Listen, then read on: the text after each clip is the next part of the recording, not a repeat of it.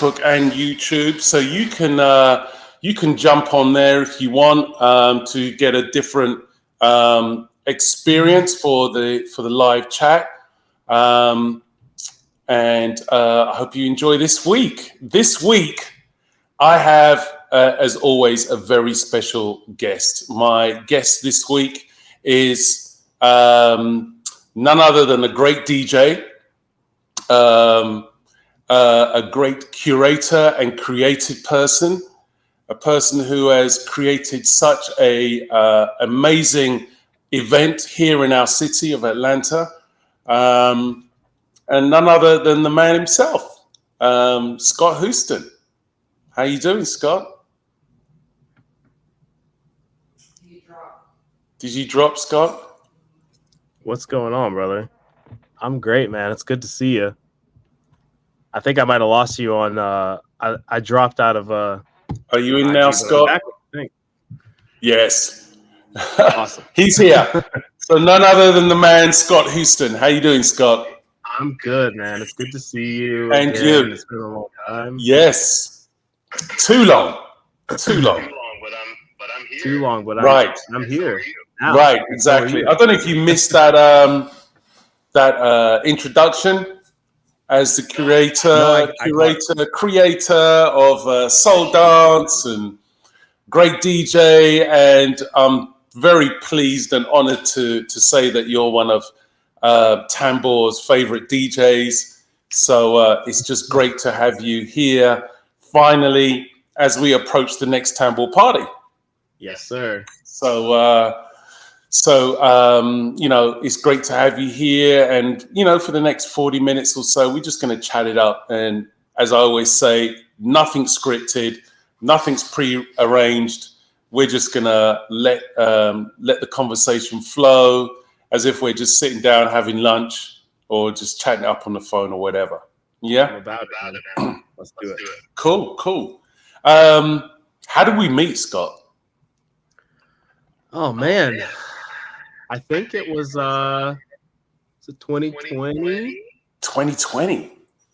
Was it before? It was before Soul Dance, right? Well, if it was 2020, yeah. So Soul Dance started on the summer solstice of 2020. So it might have been just before that, I think. Right. It's probably just before COVID, I think. Yeah. So if my memory serves me right, a good friend of mine, Anthony Strathorn, yes, sir. He told me all about this guy, Scott Houston, and how cool he was and stuff like that. And and he introduced us, and that's how we got connected, And it's been great having you as a friend and as a colleague, and and just curating events together and enjoying the ride.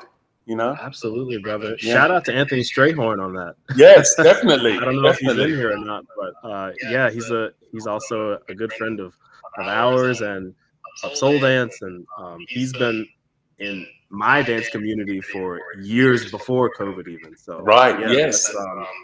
It's good to have that bridge between the two of us that kind of initially brought us together. Right. And mine as well. I mean, he was coming to Tambor back in 2010. Which I didn't even know. I was actually talking to him about it yesterday. That's what's up. So yeah, I actually first started seeing him at Miami when he used to come to the Tambor parties in Miami. Okay. Yeah, and just known him ever since. So it's cool. So that's what's up. So let's talk about Tambor. Couple of days away, Tambor party. I'm excited. Yeah, me too. It's been a while since you played at Tambor, and so it's great to have you back on the lineup. Always great to I just love your DJ style. I've always said that from day one. It's like the way you curate your sets.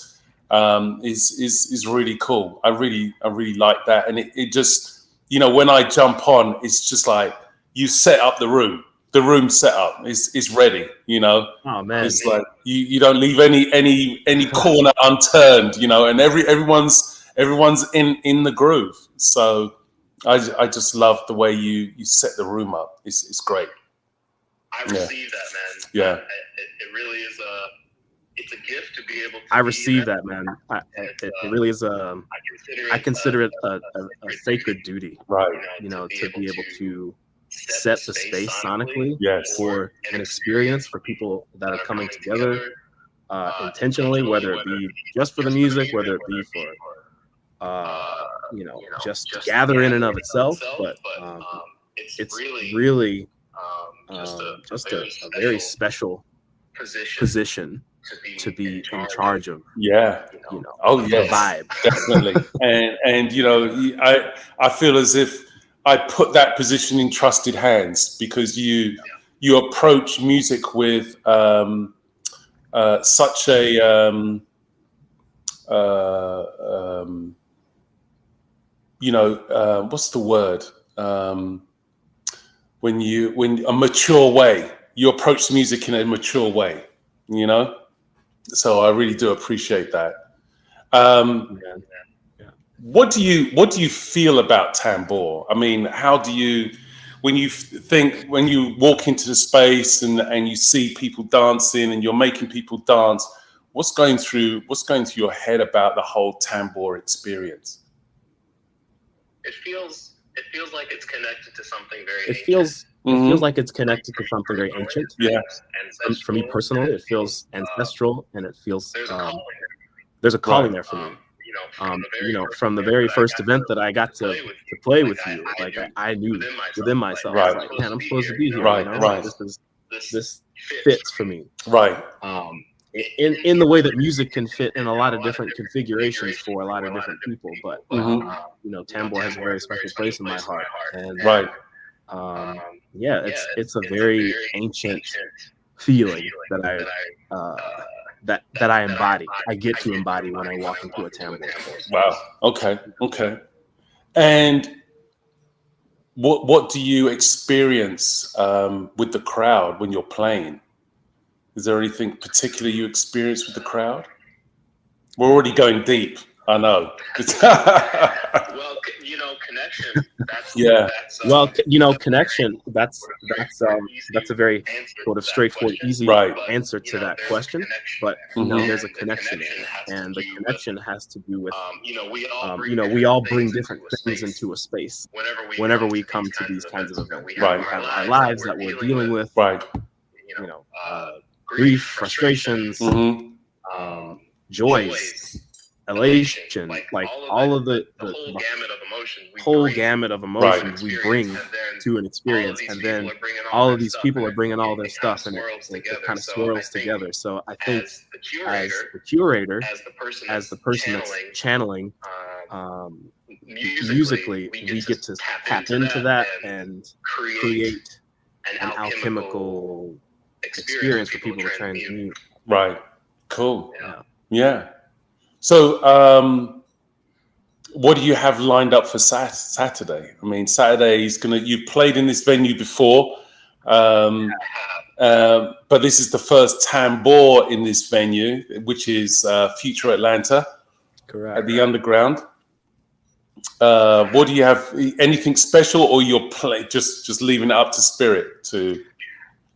I suppose at this moment I have a lot of trust and faith in my ability to kind of tap into what's needed in that moment. But you know, I love to go tribal. I love to go sort of in the deeper realms, and you know, I'm starting the night off, so sort of in the deeper realms, and you know, I'm starting the night off, so we'll work our way up to the moment when we can really start. So what's the process when you're preparing for a set? Could be tambour or soul dance or anything. Is there any particular type of process that you go through when you're preparing for a set?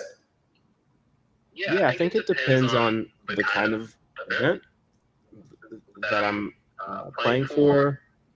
You know, as it pertains to an event like soul dance or like a rhythms class or an ecstatic dance in general, those sets tend to be curated in such a way that, at least for me personally, I like things to truly have a beginning.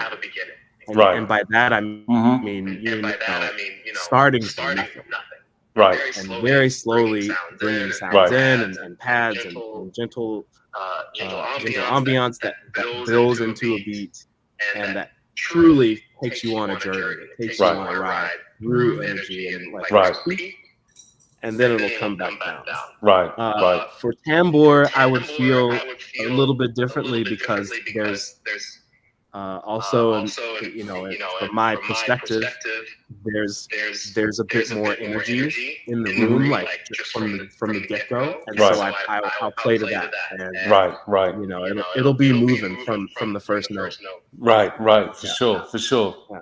That's cool. I'm excited to hear your set, and I think this time, for this week, I'm going to record the whole night.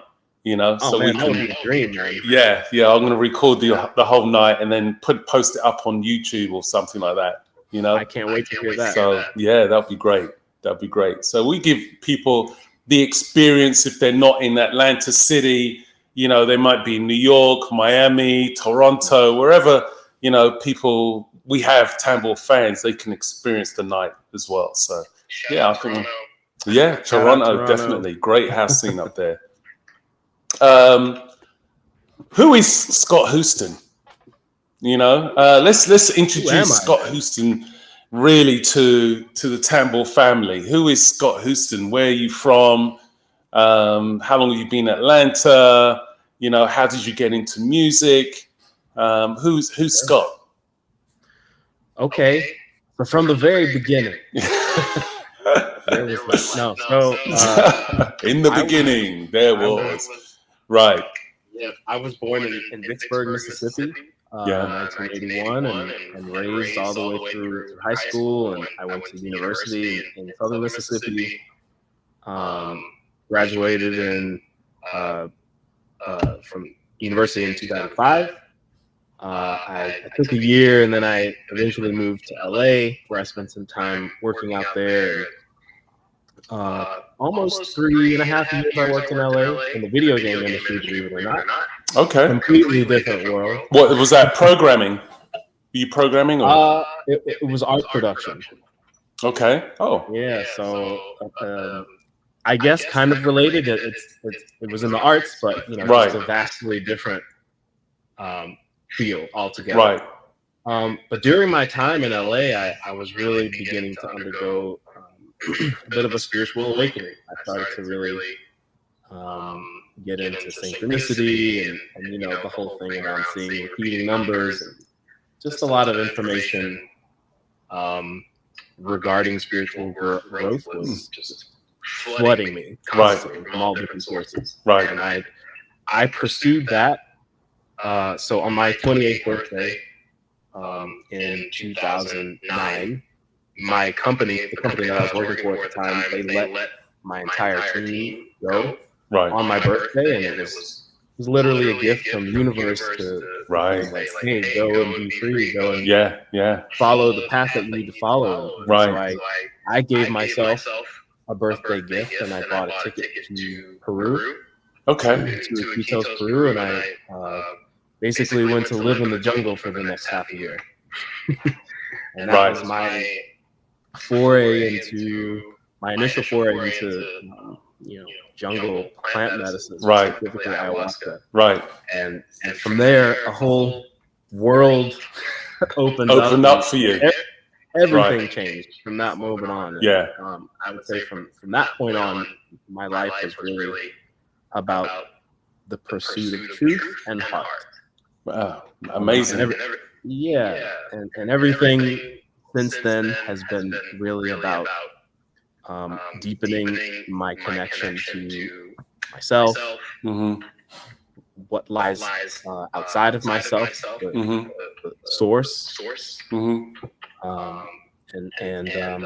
specifically my path lies within movement and music. Right. Yeah. A whole lot of things have happened since then, but as a DJ,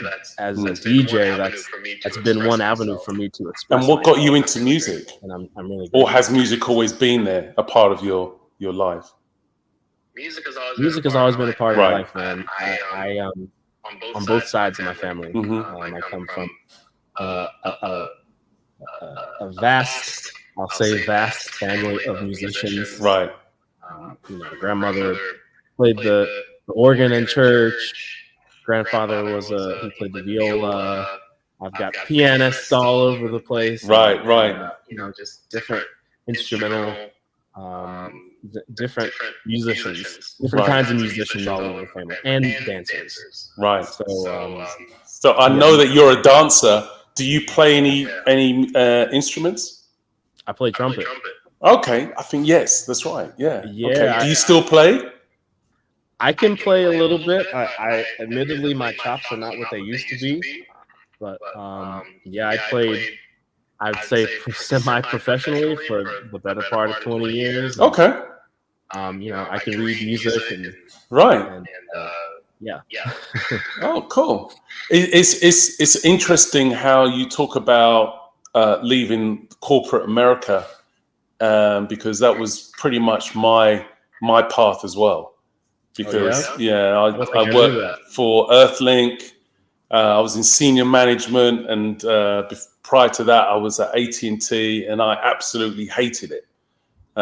So for the last 5 years of corporate, I just literally didn't do anything, and I was so upset about it that I set a date. This is the date I'm going to be leaving, and the company got bought out. And they had layoffs, and I was like, please lay me off, please lay me off. And lo and behold, they did lay me off, and that was it. Not one day have I looked back and said, I wish I was back in corporate. Not one day, not 1 minute, not 1 second, So, and I would say probably 18 months after I left corporate, I went to Peru for ayahuasca retreat as well, and it really does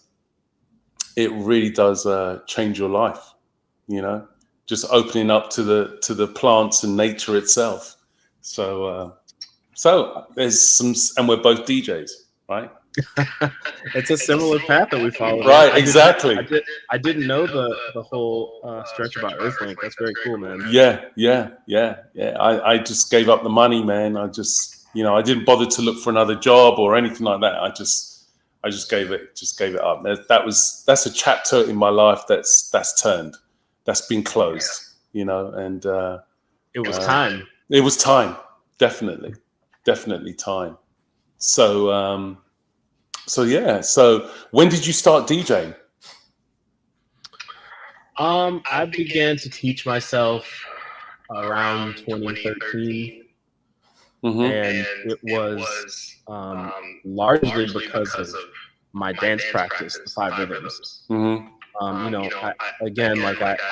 Music has been a part of my life since I was a youngling, and I never really had the inclination to want to DJ until. So for those who don't know, I'm a 5 rhythms teacher, and the 5 rhythms it's a movement meditation practice. Yeah, give us a bit of background towards that. Yeah, it's a lifelong practice that one can have. It's just a simple awareness technique of moving through space and time, but it involves a curated musical experience that is in and of itself a wave. So all the music that you hear, it takes you through 5 different states. The first state of being is flowing, and so it's very feminine and sensual and smooth and juicy. And the second rhythm is staccato, very fire. The exact opposite of flowing. Right. And then the third rhythm is chaos. So it's like you're really letting shit go in chaos. Right. You're screaming, you're jumping up around. The fourth rhythm is lyrical, and lyrical is all about levity and joy, elation. And then the fifth rhythm is stillness, which is not being still for the sake of being still, but imagine moving through stillness. What would that feel like? Right. So those 5 states of energy create a wave. And the music that is played reflects that. And I say all that because I was just so fascinated with the way music was inspiring my body to move. My body to move. I began to just really hear. And I began to just really hear. Begin to hear music very differently than I had before. And specifically electronic. All the ranges of it. All the ranges of it. And that was when I started to learn to teach myself how to DJ. And I didn't have techniques or anything like that. Like I had what I had, which was my laptop. So I started to learn DJ on my laptop, and I moved on to the other equipment as I grew. As you grew, right. But I think that is a great way of actually a big shout out going out to Jay Salam and Jules that have jumped on.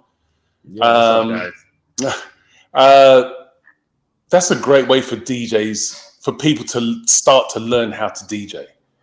Because I think DJs that are coming in to the culture now or even it's a craft really, a lot of DJs don't take into consideration the journey.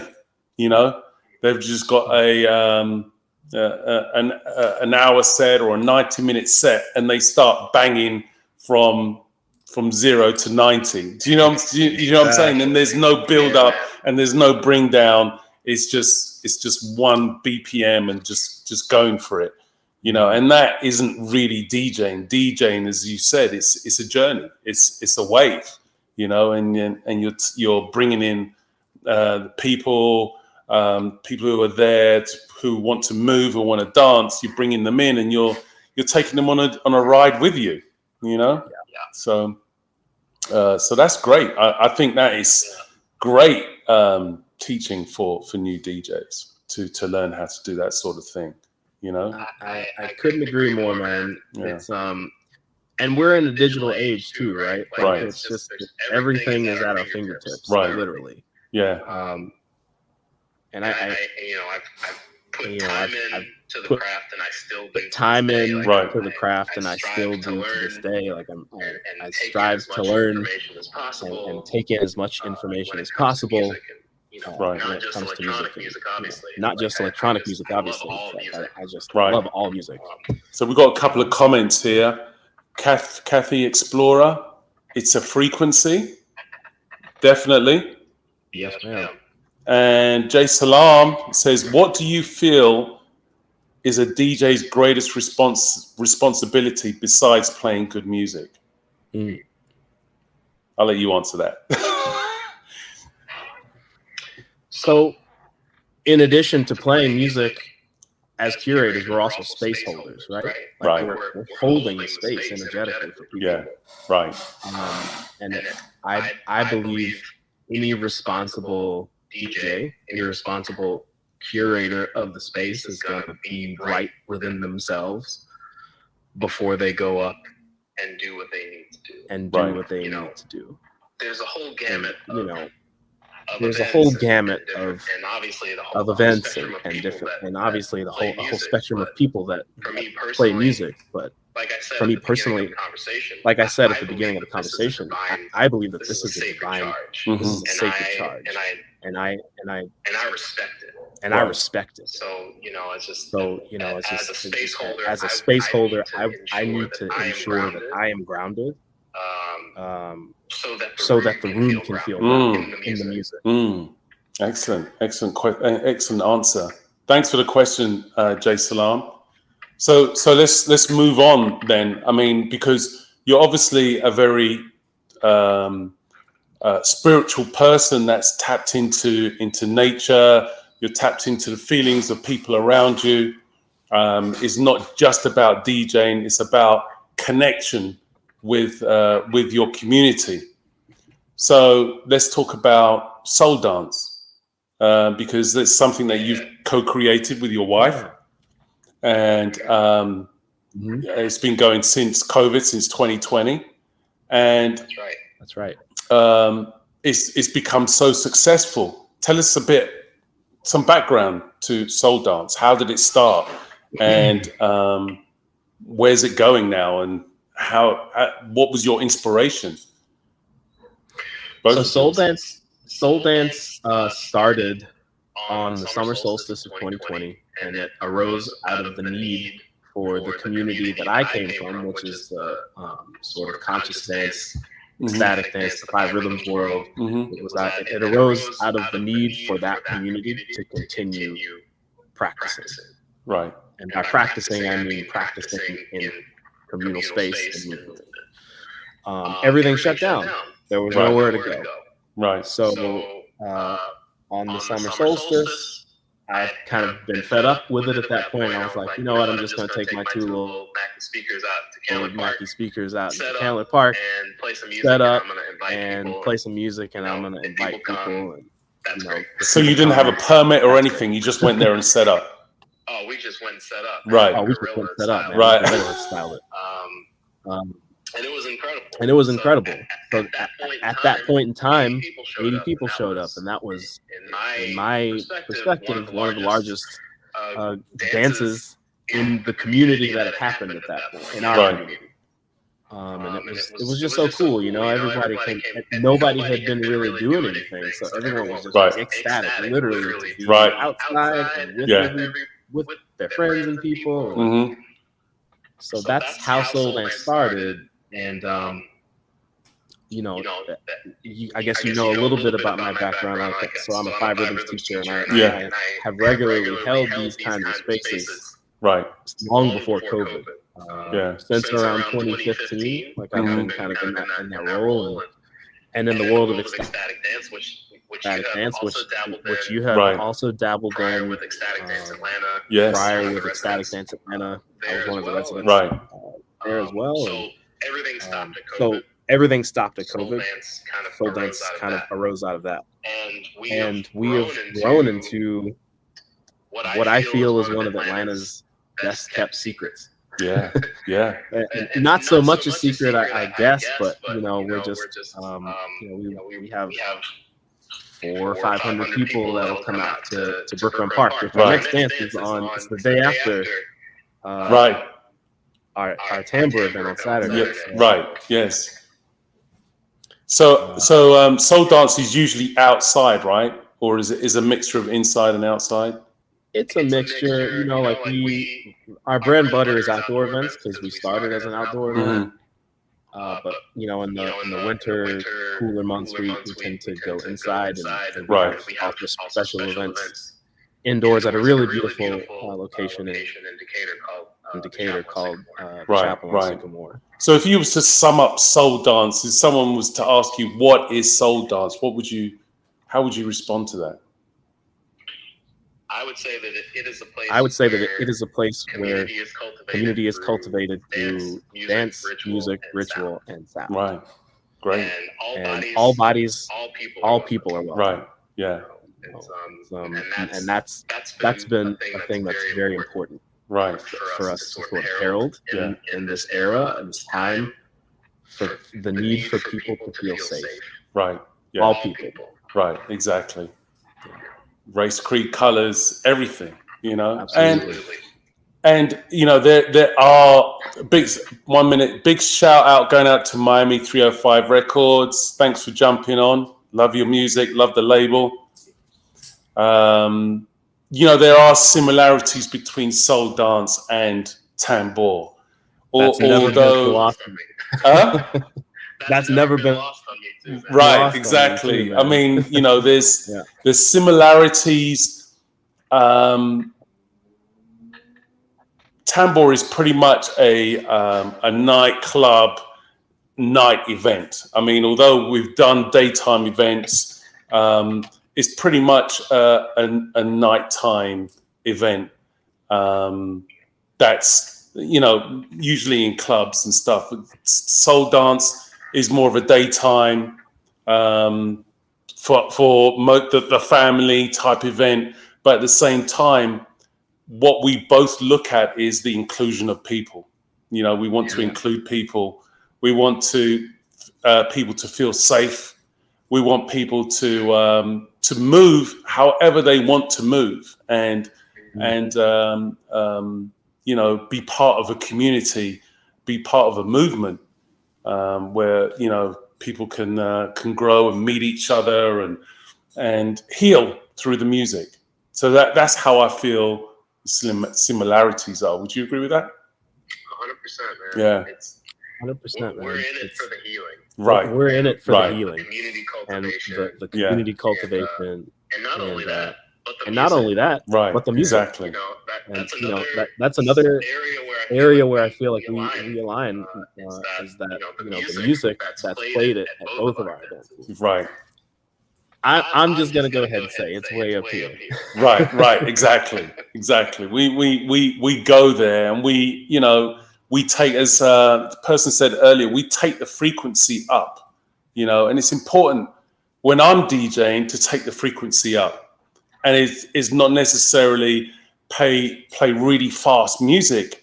It's about the type of music that you play and you share with the people that makes their frequency, their body frequency, go up. You know, raise their heart and their soul vibration, so they can really feel the music and feel the energy within themselves, and to make them more confident within themselves. It's like, yeah, I can dance, I can move, I can communicate with the music and the DJ and everything else that's going on around me. Is all there, you know, for me.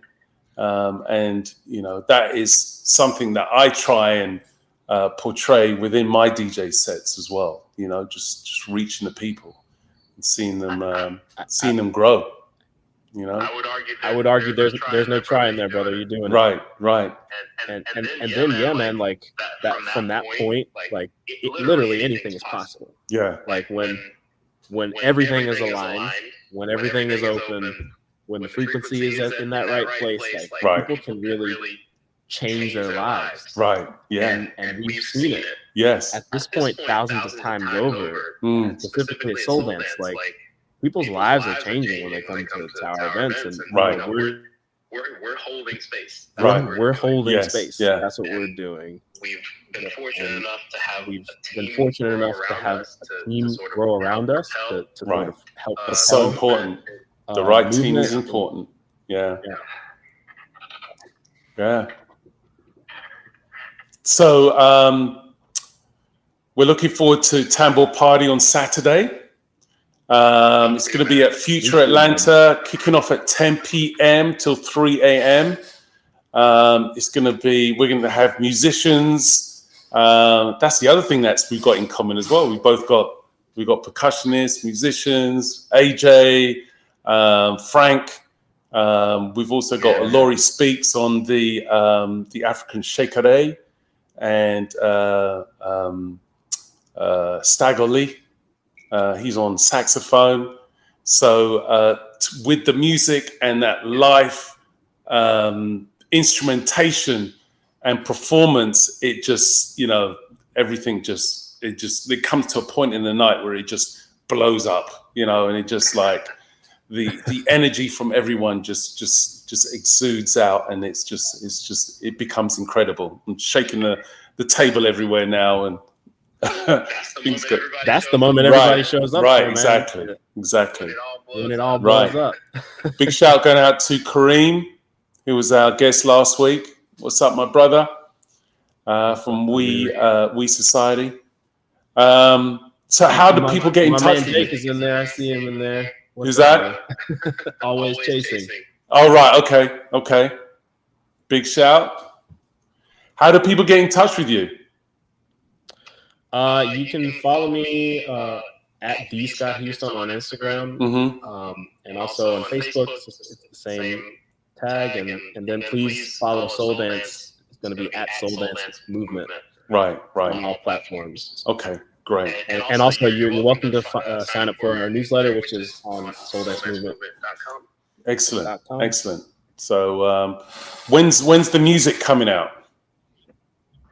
Man, I'm working on it. and I'm Yeah. working on it. I'm actively putting time and energy into production, and I've given myself a sort of a soft waypoint of getting something completed by the end of the year.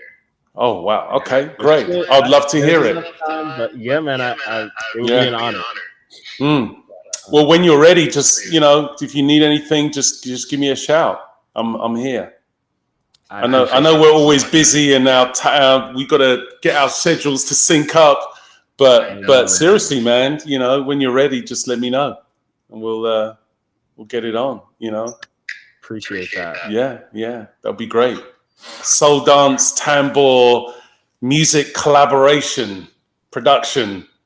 Oh, and I will drop that for those who don't know, we have confirmed it.